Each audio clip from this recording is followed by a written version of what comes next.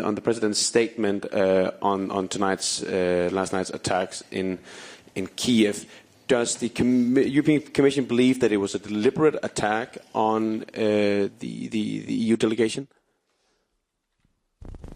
This is a question for Russia on what was the aim of the strike.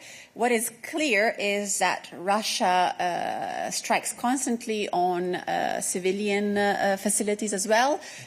People have died in this horrible attack. Of course, we have been in touch, the President has been in touch with the ambassador for what concerns the safety of the EU staff, but these attacks of Russia on civilians, and it's just one of the many we have seen also in other areas of Ukraine just in this last few hours, are completely unacceptable. In no way will they change the resolve of the European Union in supporting Ukraine.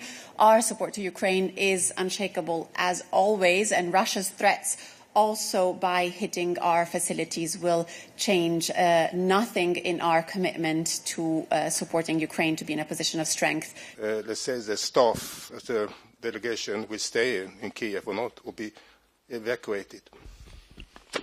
Question more for Anita in case she has other comments, but first of all, our staff is all safe, and of this we are very, of course, happy of. However, the attack has been deadly on other civilians, Ukrainians. Russia has been killing blindly, as the President said, men, women, and children also in this attack. The building, I think, will take a bit of time to be fixed, but I am sure that our presence in Ukraine is absolutely confirmed.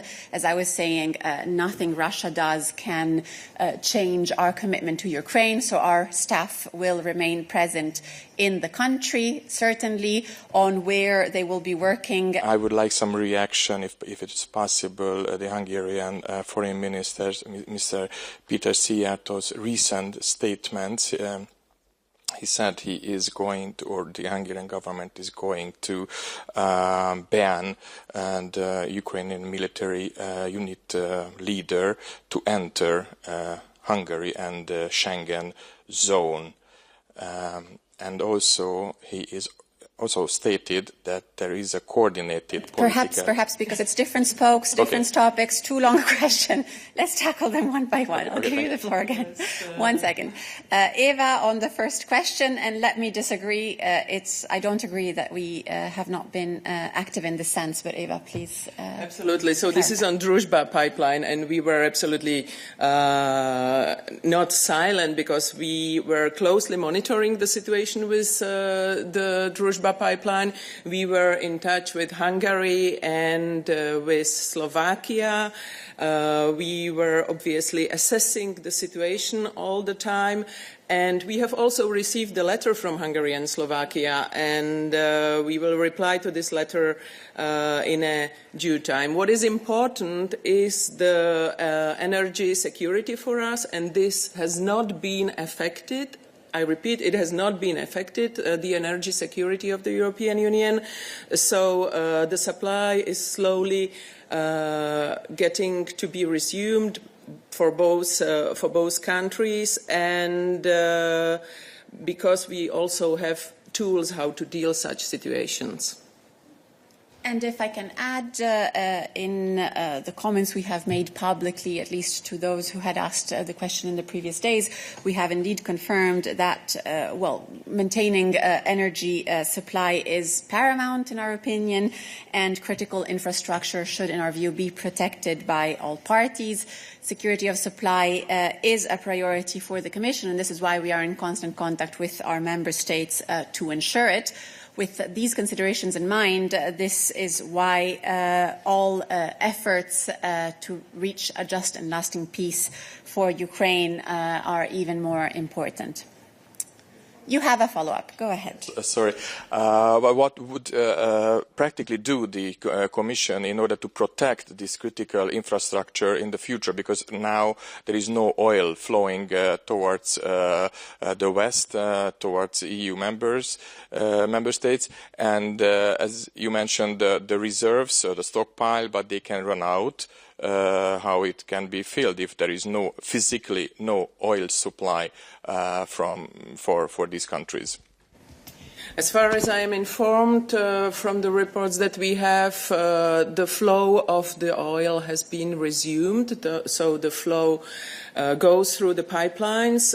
We have our legislation, it's EU Oil Stocks Directive. I believe, but Eva can confirm, I mean, indeed we have a commitment or an intention and a plan to phase out from Russian fossil fuels, but it is a plan with different steps and built in a way to ensure at all times energy security and supply. There are hybrid threats arising from the weaponization of migration by Russia and Belarus in the area. And we have said many times that these hybrid threats pose a risk to the sovereignty, national security and territorial integrity of Poland and other countries, member states that border Russia and Belarus, and also to the security of the Union as a whole. And the Commission is fully supporting all member states that are facing hybrid threats and weaponization of migration by Russia and Belarus. This is a matter of EU security, and we will not tolerate such threats. We have always said that the US is a key partner for the European Union, and this touches upon many, many areas. We have no fear in the sense. What we're doing with the US partners is reinforcing our partnership in many areas. This also includes cooperation in the defense area, and since the start of the mandate to reinforce our defense capabilities. This, of course, is of relevance for the European Union beyond the engagement of the United States, but our relation with the United States was never put into question in these regards. What we have been discussing with the United States is a trade agreement, and it's a trade agreement that we have reached. We have a joint statement out that is providing the framework, a very clear political commitment. For what concerns the regulations on digital, I think we have also been very clear that the discussions relating to the trade agreement have not touched upon digital regulations.